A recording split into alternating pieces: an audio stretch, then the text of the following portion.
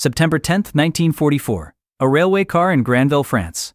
Supreme Commander Dwight David Eisenhower sits at a cramped desk inside his mobile headquarters, a converted train carriage that serves as the nerve center of the Allied invasion of Europe. Outside, the sounds of military trucks rumble past. Inside, Eisenhower is hunched over supply reports, his injured knee propped awkwardly on a footstool. The knee still aches from a forced landing days earlier when his plane nearly crashed. He's nursing it, trying to focus on fuel deliveries and ammunition counts, when the door opens. His Chief of Staff, Lieutenant General Walter Bedell Smith, steps inside. Smith's face is tight. He's carrying a dispatch folder. Eisenhower looks up. Smith doesn't say anything at first. He just hands over the message. Eisenhower takes it, unfolds the paper, and begins to read. His expression doesn't change immediately, but then his jaw tightens, his eyes narrow. He reads it again. Then he sets the paper down very slowly and looks up at Smith. He wants to do what? Smith's voice is careful. Sir, Field Marshal Montgomery has drafted a cable. He's threatening to send it directly to Prime Minister Churchill. Eisenhower stares at him. To Churchill? Yes, sir. The message states that he cannot continue operating effectively under current command arrangements unless you give him sole operational control of all Allied ground forces for a concentrated northern thrust into Germany. Eisenhower picks up the message again. He reads it a third time. Bernard Law Montgomery, the British hero of El Alamein, the commander of 21st Army Group, the man who led the British and Canadian forces through Normandy, isn't just disagreeing with Eisenhower's strategy anymore. He's issuing an ultimatum. Give him total command, or he's going over Eisenhower's head to Winston Churchill himself. This isn't a tactical disagreement. This is a direct challenge to Eisenhower's authority as Supreme Commander of the Allied Expeditionary Force. And it's happening 50 miles from the German border, in the middle of the largest military campaign in history. Eisenhower looks at Smith. Current arrangements? I'm the Supreme Commander. Those are the arrangements. Smith nods. Yes, sir. Eisenhower's voice is cold. And he's threatening to bypass me? To go directly to the Prime Minister? That's the implication, sir. Eisenhower sits back. For a moment, he says nothing. Then he speaks quietly. Get me a car. I'm going to see Monty myself. If you want to see how this crisis nearly tore apart the Allied command and threatened the entire war effort, make sure you're subscribed to WWII Warmind. Hit that like button and drop a comment telling us what you think Eisenhower should have done. Now let's find out what really happened. Eisenhower stands, wincing as he puts weight on his injured knee. He reaches for his uniform jacket. Smith hesitates. Sir, with respect, your knee... I don't care about my knee, Bedell. Get me the car. Within the hour, Eisenhower is on the road. He's heading 150 miles north to Montgomery's tactical headquarters near Brussels. He's making this trip in person because he knows that if this escalates to Churchill and the combined chiefs of staff, the political consequences could fracture the alliance. And if the alliance fractures, the war could be lost. But what Eisenhower doesn't know yet is the scale of what Montgomery is demanding. This isn't just about strategy, it's about power. Montgomery wants operational control of Bradley's entire 12th Army Group. That means Patton's 3rd Army, Hodges' 1st Army, every American division currently fighting in France. Montgomery commands roughly 500,000 British and Canadian troops. He's demanding authority over 1.3 million American soldiers. He wants a British field marshal commanding 75% American forces. And he's willing to threaten the Prime Minister to get it. When Eisenhower arrives at Montgomery's headquarters that afternoon, the confrontation is immediate. Montgomery is waiting in his command caravan, maps spread across the table. Eisenhower walks in, his face set. He doesn't sit down. Monty, I received your message. Montgomery looks up. Ike, good. We need to discuss. Eisenhower cuts him off. You cannot, absolutely cannot, threaten to take complaints to Churchill when you disagree with my decisions. I am the Supreme Commander. Montgomery straightens. His voice is calm, almost academic. And I am trying to prevent a strategic disaster, Ike. Your broad front strategy is dissipating our strength. We must concentrate. Single thrust, northern route, all resources. I need operational control to make it work. Eisenhower stares at him. You're asking me to put 1.3 million American troops under British command after Bradley just took operational control from you in August. You want me to reverse that decision? Montgomery gestures to the map. I want you to win the war by Christmas. This isn't about nationalism. It's about concentration of force. Basic military principle. We concentrate everything on the northern route, punch through to the Ruhr, cross the Rhine, and it's a straight line to Berlin. But it requires unified command. My command. Eisenhower's voice is very quiet now. And if I refuse? You'll cable Churchill, the chiefs of staff, create an international incident while we're 50 miles from Germany? Montgomery meets his eyes.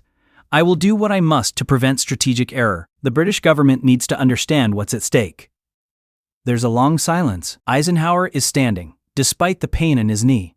When he speaks again, his voice is steel. "Monty, I am tired of this. I've tried patience. I've tried compromise. Now I'm telling you, do not threaten to go over my head again. If you cannot accept my command, then we need to discuss whether you can continue in this position." Montgomery blinks. For the first time, he seems to realize he's pushed too far. He changes tactic. "Ike, listen. Market Garden is ready. Give me priority for supplies, operational control, and I'll have us across the Rhine and into the Ruhr within a fortnight. Then it's a straight shot to Berlin. By Christmas, this war is over." Eisenhower looks at the map. He's silent for a long moment. Then he makes a decision. "I'll approve Market Garden as a limited operation, but I will not change the overall strategy, and I will not give you command of American armies." Montgomery opens his mouth to argue. Eisenhower holds up a hand. "That's final." Montgomery backs down, for now. But as Eisenhower leaves the headquarters and climbs back into his car for the long drive south, he knows this isn't over. Montgomery has backed down from the immediate threat to cable Churchill, but he hasn't given up. And Eisenhower is right. This is just the beginning. What Eisenhower didn't know was that Montgomery had already been briefing the British chiefs of staff. Field Marshal Alan Brooke, the chief of the Imperial General Staff, was sympathetic to Montgomery's arguments. Brooke believed in the single thrust strategy. He thought Eisenhower's broad front approach was too cautious, too slow, and he was considering raising the issue with Churchill directly. Meanwhile, American commanders were learning about Montgomery's power play. Omar Bradley, commanding the 12th Army Group, was furious. George Patton, commanding 3rd Army, wrote in his diary that night, "Monty wants to be the June bride at every wedding and the corpse at every funeral." Within 24 hours of Eisenhower's visit, Montgomery sent another message. It was phrased as suggestions, but the meaning was clear. "If we do not concentrate our forces," Montgomery wrote, "we will fail." Eisenhower's staff was livid. Bedell Smith wanted Montgomery sacked immediately. But Eisenhower knew he couldn't do that. Firing the British hero of El Alamein would create a political earthquake that could destroy the alliance. The British public adored Montgomery. Churchill valued him. Firing him would require approval from the combined chiefs. And that approval would never come, not while the campaign was ongoing, not while the alliance was fragile. So Eisenhower did nothing. He approved Market Garden, the massive airborne operation Montgomery had been planning. He allocated resources, but he did not change the command structure, and he did not abandon the broad front strategy. On September 17, 1944, Market Garden launched. It was one of the largest airborne operations in history. British, American, and Polish paratroopers dropped into the Netherlands to seize a series of bridges leading across the Rhine. The goal was to create a corridor for Montgomery's ground forces to drive through, cross the Rhine at Arnhem, and break into the industrial heartland of Germany. If it worked, Montgomery would be vindicated. If it worked, the war might indeed be over by Christmas. It didn't work. Within days, British paratroopers were trapped at Arnhem Bridge. German resistance was far stronger than intelligence had predicted. The ground forces couldn't reach the paratroopers in time. The operation that was supposed to end the war became one of the most famous Allied failures of 1944. Thousands of British and Polish soldiers were killed or captured. The Rhine crossing failed, the northern thrust stalled. And Montgomery blamed Eisenhower. If Ike had given him full command, Montgomery argued, if he'd allocated all resources to the single thrust, Market Garden would have succeeded. But Eisenhower had hedged. He'd kept Patton supplied. He'd maintained the broad front. And according to Montgomery, that hesitation had doomed the operation. But the real confrontation was still coming, because Montgomery wasn't done. In fact, his most aggressive move was still ahead. December 1944. The Ardennes Forest, Belgium. Winter has arrived, and the front has stabilized into a grinding advance across France and the Low Countries. The rapid breakthrough after D-Day has slowed. Supply lines are stretched. The Germans are retreating, but they're fighting hard for every mile. And then, on December 16th, everything changes. The Germans launch a massive counteroffensive through the Ardennes. It's a desperate gamble by Adolf Hitler to split the Allied armies, recapture the vital port of Antwerp, and force a negotiated peace in the west. The offensive smashes through thinly held American lines. It creates a bulge in the Allied front. The Americans call it the Battle of the Bulge. Eisenhower reacts immediately. He orders reinforcements to the north and south of the Bulge. Patton's 3rd Army pivots and drives north to relieve the besieged town of Bastogne. But there's a problem.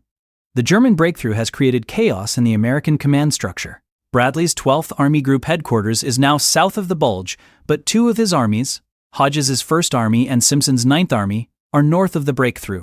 Communication is difficult. Coordination is almost impossible. Eisenhower makes a tactical decision.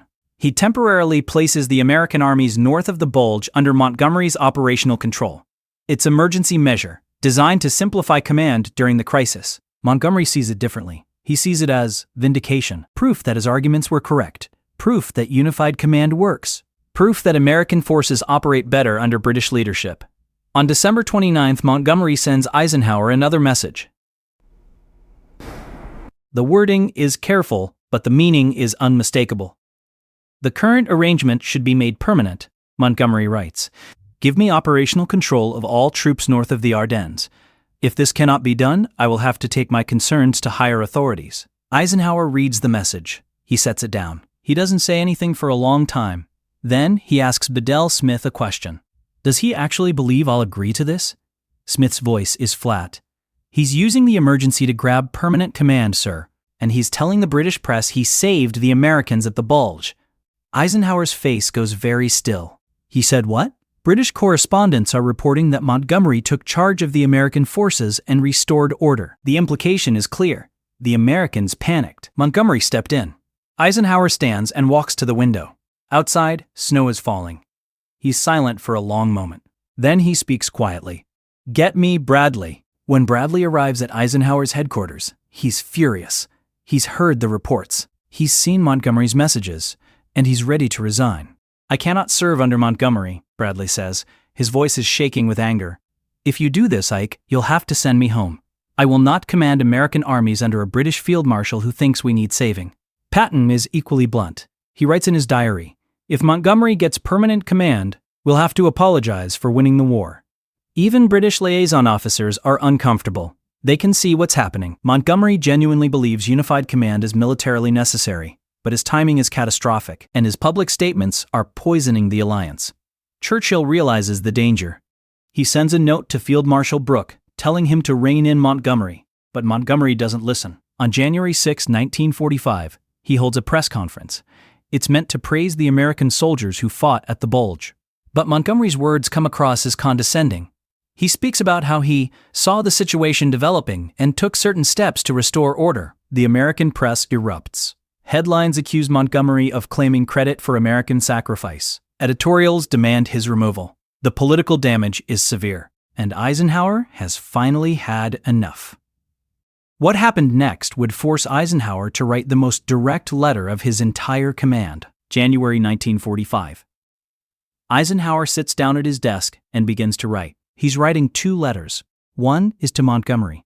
The other is to the Combined Chiefs of Staff, the joint British-American command that oversees the entire Allied war effort. Both letters say the same thing. Eisenhower is done negotiating. The letter to Montgomery is formal, but the message is clear. You have appealed to me repeatedly for single command in the North. Eisenhower writes, you have suggested that without it we will fail. You have implied that my strategy lacks concentration. Let me be completely clear. I am tired of this. If you, as senior British commander, cannot accept my authority, then this must be settled by higher authority, the Combined Chiefs. I have submitted my position. They will choose between your approach and mine. If they choose yours, they will need a new supreme commander. Eisenhower signs the letter. He sends copies to the Combined Chiefs. And then he waits.